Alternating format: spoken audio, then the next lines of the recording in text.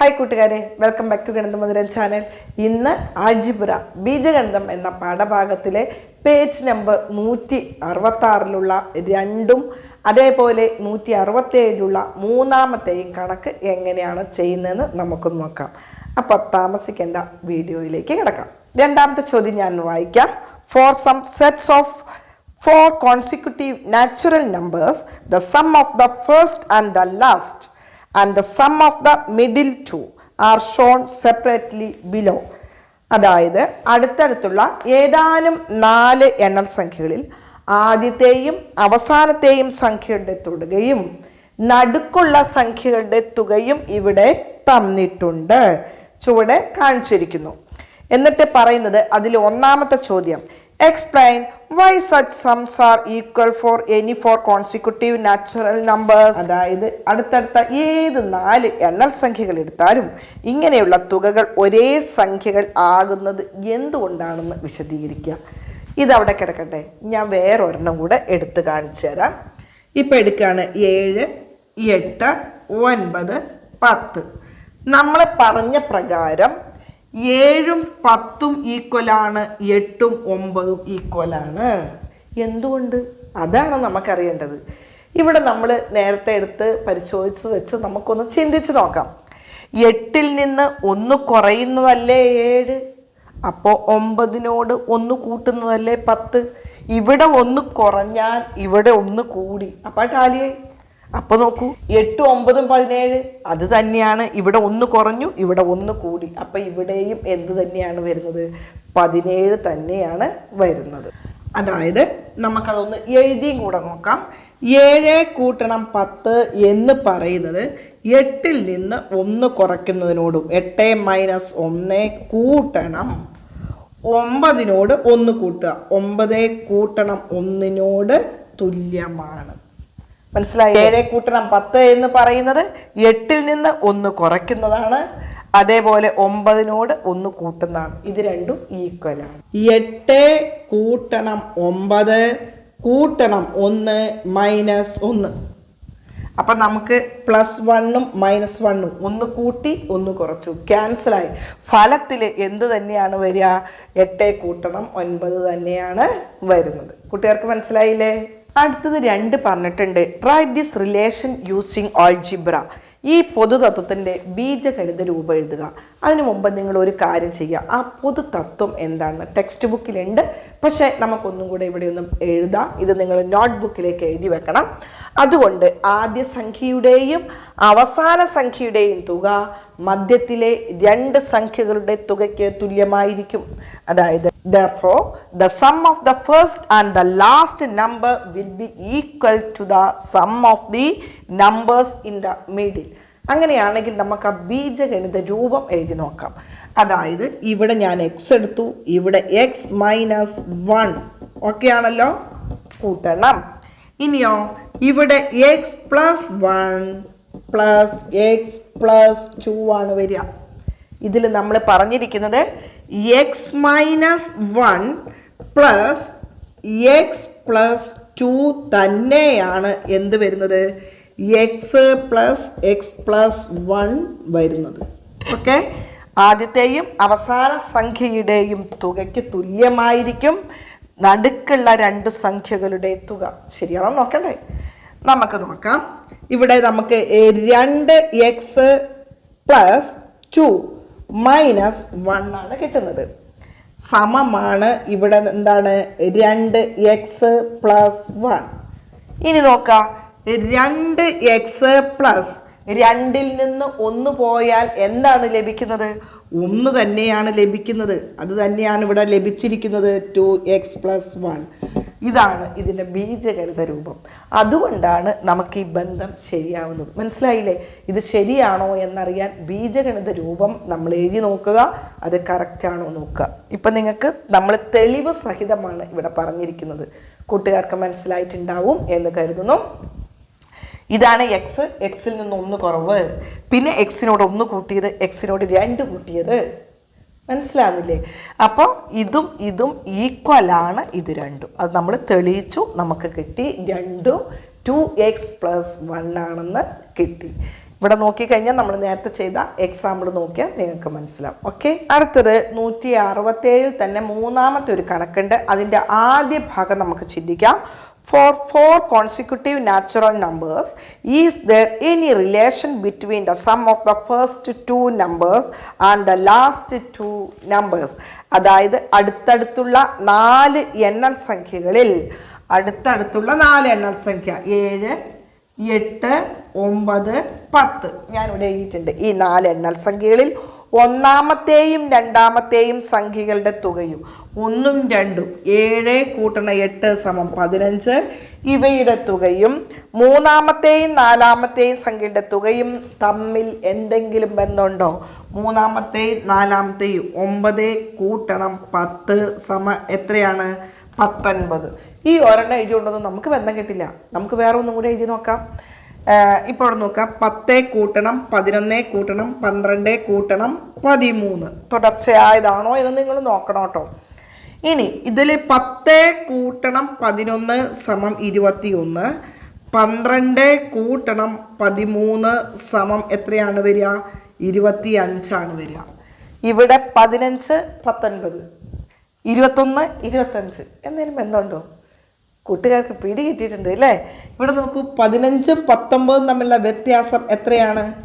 4. ഇവിടെ 21ഉം 25ഉം തമ്മിലുള്ള വ്യത്യാസം എത്രയാണ്? ഇവിടെയും 4ആണ്. അത് എന്തുകൊണ്ടാണ് 4 വരുന്നത്? അവിടെയാണ് നമുക്ക് അടുത്തത് ചിന്തിക്കേണ്ടത്. ഇവിടെ പറയുന്നുണ്ട്, explain the reason for the relation and write the relation using algebra. നോക്കൂ, അതായത് ഈ ബന്ധത്തിൻ്റെ കാരണം വിശദീകരിക്കുക, ബന്ധം ബീജഗണിത രൂപത്തിൽ എഴുതുക. എന്നിട്ട് അടുത്ത ഒരു പാർട്ടും കൂടെ ഞാൻ വായിക്കാം.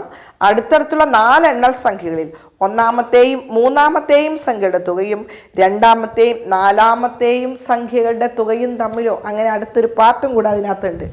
ഇനി എന്തുകൊണ്ടാണ് ഇത് ശരിയാവുന്നത്? ഇനി നമുക്ക് എന്തുകൊണ്ടെന്നൊന്ന് പരിശോധിച്ച് നോക്കാം. 7നേക്കാളും 2 കൂടുതലല്ലേ 9? 8നേക്കാളും 2 കൂടുതലല്ലേ 10? അപ്പൊ ഇവിടെ ഒരു 2 കൂടി, ഇവിടെയും 2 കൂടി, ടോട്ടൽ എത്ര കൂടി? 4 കൂടി. നോക്കണേ, 7നേക്കാളും 2 കൂടി, 8നേക്കാളും 2 കൂടി, 2 2ഉം 4. ആ 4ആണ് ഇവിടെ കൂടിയത്. ഇനി നമുക്ക് ഇവിടെ ഒന്ന് നോക്കാം. 10നേക്കാളും 2 കൂടി 12, 11നേക്കാളും 13 വരുമ്പോൾ 2 കൂടി. അതായത് ഒന്നാമത്തെയും രണ്ടാമത്തെയും സംഖ്യയുടെ തുകയേക്കാൾ 4 കൂടുതലായിരിക്കും മൂന്നാമത്തെയും നാലാമത്തെയും സംഖ്യകളുടെ തുക. ഇനി നമുക്ക് ഈ പറഞ്ഞ ബന്ധം ബീജഗണിത രൂപത്തിൽ വിശദീകരിച്ച് നോക്കാം. നമുക്കറിയാം x എന്ന് പറയുന്നത് 7 ആണ്. അതിനോടുകൂടെ അടുത്തത് 8 എന്ന് പറയുമ്പോൾ x+1 ആണ് വരുന്നത്, കൂട്ടണം.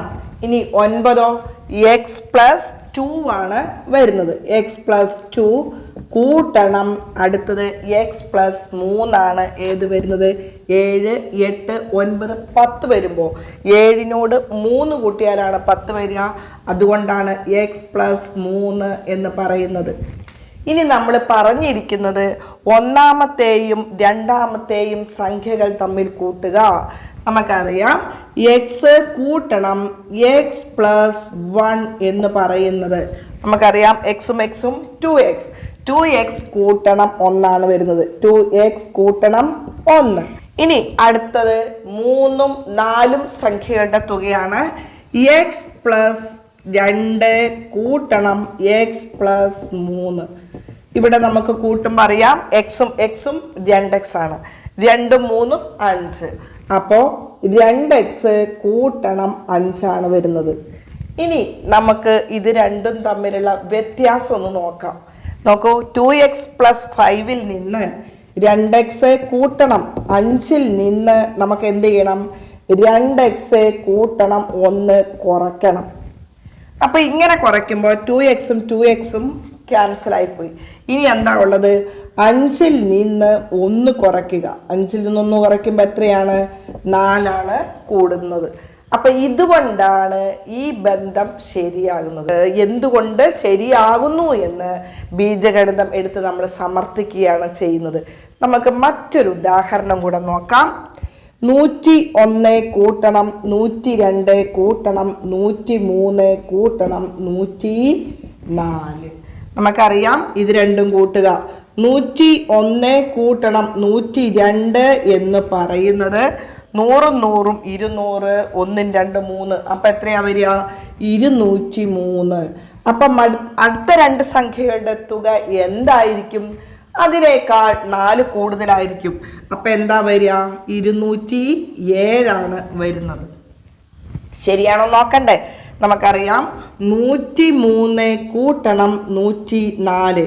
4 3 7 100 100 200 207. അപ്പം നിങ്ങൾക്ക് മനസ്സിലായിട്ടുണ്ടാവുമെന്ന് കരുതുന്നു. ഇവിടെ നമുക്കറിയാം ഇതിനേക്കാൾ 2 കൂടുതലാണ് 103, ഇതിനേക്കാൾ 2. അപ്പം 2 2 ആകെ എത്ര കൂടുന്നു? 4 കൂടുന്നു. ഇപ്പം കൂട്ടുകാർക്ക് മനസ്സിലായില്ലേ? ഇനി അതിൽ ഒരു ചോദ്യം കൂടി ഉണ്ട്, അതും കൂടെ നമുക്കൊന്ന് നോക്കാം. ഇനി പറഞ്ഞിരിക്കുന്നത് അടുത്തടുത്തുള്ള 4 സംഖ്യകൾ, അതായത് നമുക്ക് 7 കൂട്ടണം 8 കൂട്ടണം 9 കൂട്ടണം 10 തന്നെ എടുക്കാം.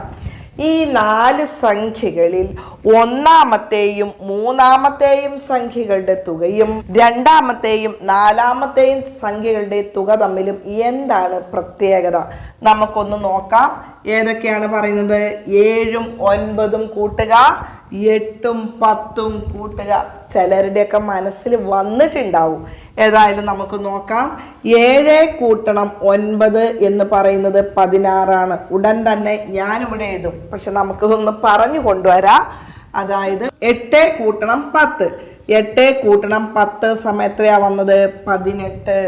ഇവിടെ എന്താണ് പ്രത്യേകത? 2 കൂടുതലാണ് അല്ലേ? 16നേക്കാൾ 2 കൂടുതലാണ് 18. എന്തുകൊണ്ടാണ് അങ്ങനെ വന്നത്? 7നേക്കാൾ 1 കൂടുതലാണ് 8, 9നേക്കാൾ 1 കൂടുതലാണ് 10. അപ്പം ആകെ എത്രയാ കൂടുന്നത്? 2 കൂടുന്നത്. നമുക്ക് നോക്കാം. 7 1 8, 9 1 10. അതാണ് അവിടെ 2 കൂടുന്നത്. പക്ഷെ ഇതൊന്നും പോരാ. നമുക്ക് ആ ബന്ധം എന്തുകൊണ്ട് ശരിയായി എന്ന് ബീജഗണിതം ഉപയോഗിച്ച് സമർത്ഥിക്കണം. നമുക്ക് അതും കൂടി ഒന്ന് സമർത്ഥിച്ച് നോക്കിയാലോ? അതായത് ഇവിടെ x ആണ്, കൂട്ടണം x + 1 കൂട്ടണം x + 2 കൂട്ടണം x + 3 ആണ് വരുന്നത്. ഇനി ഇവിടെ നമ്മൾ പറഞ്ഞ എന്താ? ഒന്നാമത്തെയും മൂന്നാമത്തെയും. അപ്പോൾ x കൂട്ടണം x + 2 എന്ന് പറയുന്നത് എത്രയാ വരിക? 2x കൂട്ടണം 2 ആണ് വരുന്നത്. ഇനി രണ്ടാമത്തെയും നാലാമത്തെയും. അപ്പോൾ x കൂട്ടണം 1 കൂട്ടണം ഇതേതാ? x കൂട്ടണം 3. അപ്പം ഇവിടെ എത്രയാ വരുന്നത്? 2x കൂട്ടണം 1ഉം 3ഉം 4. ഇനി നിങ്ങൾക്ക് നോക്കി അറിയാം. 2x കൂട്ടണം 4ൽ നിന്ന് 2x കൂട്ടണം 2 അങ്ങോട്ട് മൈനസ് ചെയ്യുക. അപ്പം 2xും 2x നിന്ന് 2x പോയാൽ 0 ആയി, ക്യാൻസലായ ഒന്നുമില്ല. 4ൽ നിന്ന് 2 പോയാൽ 4 - 2 എന്ന് പറയുന്നത് എന്താണ്? 2 ആണ്. ഇപ്പം നോക്കുക, ഈ ബന്ധം നമ്മൾ എന്ത് ചെയ്തു? ബീജഗണിതം ഉപയോഗിച്ച് സമർത്ഥിച്ചു. അതുകൊണ്ടാണ് ഈ ബന്ധം ശരിയാകുന്നത്. ഏതൊരു ബന്ധം കിട്ടിയാലും, സംഖ്യകൾ തമ്മിലുള്ള ബന്ധം കിട്ടിയാൽ അത് ശരിയാണോ എന്ന് ഉറപ്പ് വരുത്താൻ നമുക്ക് ബീജഗണിതത്തെ ഉപയോഗിക്കാവുന്നതാണ്, ബീജഗണിതത്തെ കൂട്ടുപിടിക്കാവുന്നതാണ്. ഇപ്പം കൂട്ടുകാർക്ക് മനസ്സിലായില്ലേ? ഈ ബന്ധം അതേപോലെ നമ്മൾ എഴുതിയാൽ മതി. 7 8 9 10 എന്ന് പറയുമ്പോൾ 7x ആയിട്ട് എടുത്താൽ 7നേക്കാൾ 1 കൂടുതൽ, 7നേക്കാൾ ഇവിടെയൊക്കെ 7ഉമായിട്ട് ബേസ് ചെയ്ത് വേണം പോകാൻ. കൂട്ടുകാർക്ക് മനസ്സിലായല്ലോ? ഇപ്പം നിങ്ങൾക്ക് ഈ പ്രവർത്തനങ്ങളെല്ലാം മനസ്സിലായിട്ടുണ്ട് എന്ന് കരുതുന്നു. പേജ് നമ്പർ 166ലെയും 167ലെയും പ്രവർത്തനങ്ങൾ നമ്മൾ ചെയ്തു. ബാക്കി പ്രവർത്തനങ്ങളുണ്ട് അല്ലേ? ബാക്കി പ്രവർത്തനങ്ങളുമായിട്ട് അടുത്ത വീഡിയോയിൽ കണ്ടുമുട്ടുന്നതുവരെ ലവ് യു ഓൾ, ബൈ.